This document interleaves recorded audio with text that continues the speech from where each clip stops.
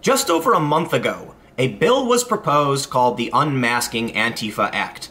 The bill would make it illegal to put on a disguise and then deprive someone of their constitutional rights or privileges. It's basically saying that if you're wearing a mask and you attack someone while they're protesting or something like that, you're in violation of a federal law.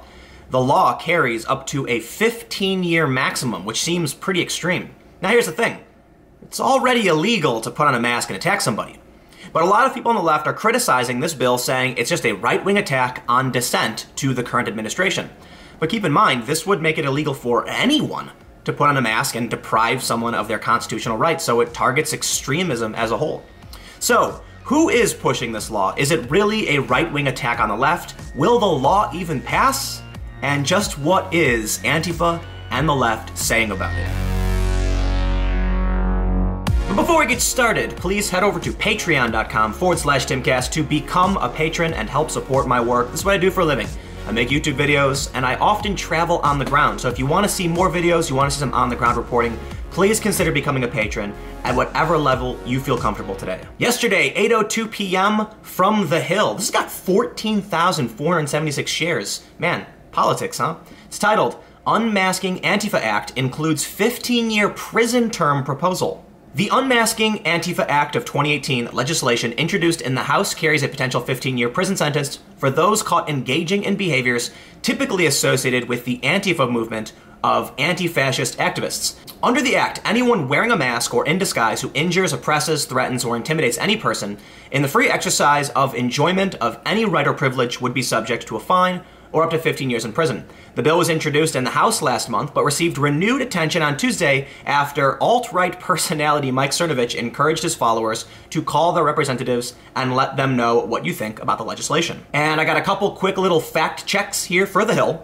Mike Cernovich has denounced the alt-right, and although he may have used the term to identify himself in the past, he has since disavowed it, so it's a bit unfair. And additionally, it wasn't really receiving renewed attention because of Cernovich, but because of Jack Smith. Mike Cernovich tweeted, "Call the United States Capitol switchboard with their phone number. Let them know what you think about the Unmasking Antifa Act, which would hold far left-wing terrorist groups to the same standards as the KKK and other groups." And then once again posts the phone number.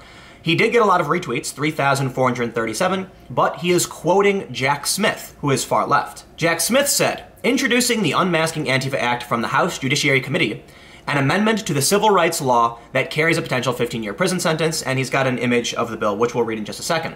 Now, this tweet has 849 retweets, and Jack Smith says, "The great irony about a law designed to unmask Antifa is that of the 18 states that have anti-masking laws, the majority were written into law in the mid-20th century to unmask the KKK.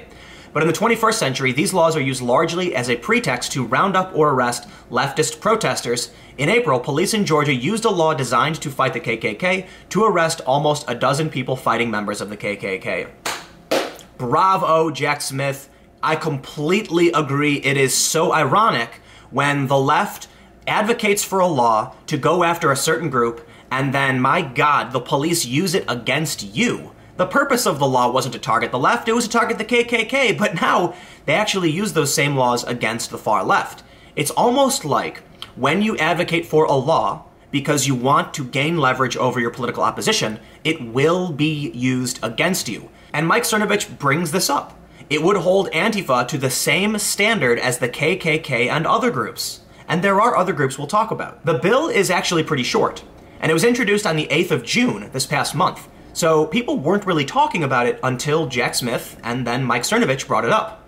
It says, H.R. 6045 to amend Title 18 United States Code to provide penalty enhancements for committing certain offenses while in disguise and for other purposes. In the House of Representatives, June 8, 2018, Mr. Donovan, for himself, Mr. King of New York, Mr. Budd, and Mr. Gosar, introduced the following bill, which was referred to the Committee on the Judiciary.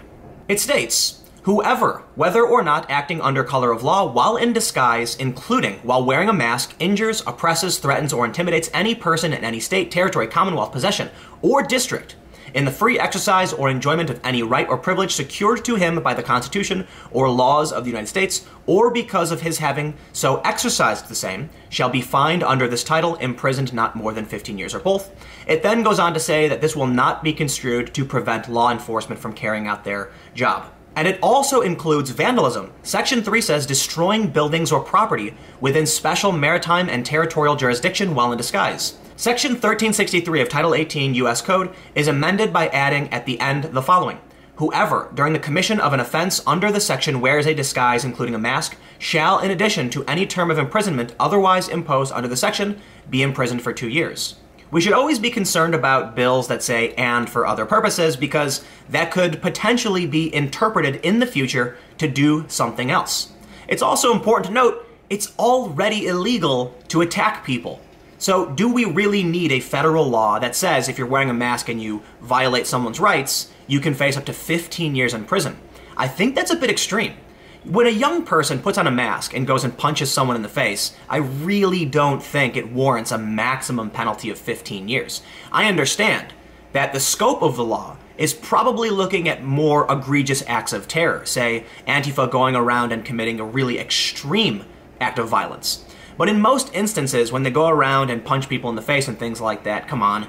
You know, I always think it's funny that if someone gets into a bar fight, that they will get arrested and sentenced. Sure, it's illegal. But have we really gotten to the point where we don't recognize that sometimes people get angry and hurt each other? Now look, if you get into a bar fight, you punch someone in the face and they die, you're in serious trouble. But how often is it in this country that somebody will get into a fight and people walk away and they recognize it was stupid and no one goes to jail? Fights happen. So I'm always concerned about the expansion of federal authority. Because, look, a lot of these protesters are saying they're anti-fascist and they're fighting this administration. I personally don't think we need more laws to go after individuals when it's already illegal to do what they're doing.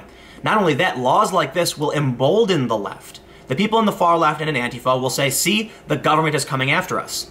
When the New Jersey Department of Homeland Security said Antifa was a domestic terrorist group, a lot of people on the far left said, see, this proves us right. And it causes people to double down on their beliefs. It's what I often refer to as the Chinese finger trap problem. The more you pull, the more tension you create, and you can't solve your actual problem. Sometimes it might be counterintuitive to solve your problem. But there was some Twitter controversy from Mike Stuchberry saying, you never see people on the right criticize far-right groups. And I think it's fair to say that's true. A lot of people on the right don't do that. First, I want to point out that one of the main reasons I primarily talk about Antifa is because I cover mainstream politics. I don't cover terrorism. I don't cover extremism. I wasn't in Charlottesville. I wasn't in Michigan. I don't go to those events. The events I typically go to are like Trump rallies, anti-Trump protests. And if Antifa shows up to a mainstream street-level political action and commits acts of violence, they're going to land on my radar. And because they do this often, you see videos like this. And it's not surprising then that there's nearly 15,000 shares on this story because Antifa is significantly more relevant to middle America, to regular Americans, than extremist groups. But this law will affect them too. So let's take a look at one extremist group and some of this criticism. Mike Stuchberry tweeted, "Riddle me this, my dudes. How come you never hear a peep out of the right regarding these mask wearers?" And he posted several photos of Waffen. You can see them doing the Roman salute, or colloquially known as the Nazi salute, holding up their flag. You can see they're wearing anti-Antifa, they've got the symbol for Waffen, and they are armed. What Mike is saying might actually be an argument in favor of this law. Now, I don't think Mike is literally trying to argue in favor of a law. I believe he's British, he's not American. But I think the narrative comes up about unmasking Antifa. I don't know exactly why he's tweeting it, but I think it's fair to say that it's probably related in some capacity. But his argument would kind of be a reason we should have the law, because Waffen is pretty damn scary. The Waffen Division is a neo-Nazi terrorist organization based in the United States, founded in 2013. The group's main base of operations is in Florida, but has many members in other states such as Texas and Montana. The group is part of the alt-right, but is considered extreme even within that movement. Waffen encourages members to burn the United States flag and the Constitution, and to attack the US government and minorities, especially Jews. The group's membership is mostly young, and the Waffen Division has been active on university campuses recruitment postering. Now, a lot of what they said on Wikipedia comes from the SPLC and the Anti-Defamation League, but let's look at The Hill. Neo-Nazi group alleged to be involved in 5 killings nationwide. Suspects in 5 killings across the country have reportedly been linked to a neo-Nazi group known as Waffen Division. The Washington Post reported that Waffen Division is a Charles Manson-obsessed neo-Nazi group that describes itself as a revolutionary national socialist organization centered around political activism and the practice of an autonomous fascist lifestyle. According to The Hill, the group was allegedly involved in 5 killings. Now, a lot of people on the left are saying they have been, and maybe there's evidence, but as far as the reporting goes, it's an allegation. Even with all of that, I still lean towards, if it's illegal in the first place, why do we need a federal law? Now, will this law actually pass? I gotta say, I really don't think this bill, I don't think this bill will become a law. I think it's, you know, bills get introduced all the time, many of them flop and disappear, and this seems to be a bit sensational. It's a month old and everyone's really talking about it. But it is an interesting debate. Just because it has your name in it, your group's affiliation, Unmasking Antifa, doesn't mean it only targets Antifa. This in turn will, as we heard earlier, hold Antifa to the same standard as the KKK and more extremist groups. Is that such a bad thing? I don't know. Comment below. We'll keep the conversation going. You can follow me on Twitter at Timcast. I am going to do a deep dive into the conversation I had with Mike Stutchbury on my second channel. So stick around for that. It should be up around 6 p.m. That's youtube.com/TimcastNews, and it'll be up there. So thanks for hanging out. Stick around. I will see you tomorrow on this channel, or you can hop over there to watch some more videos. Adios.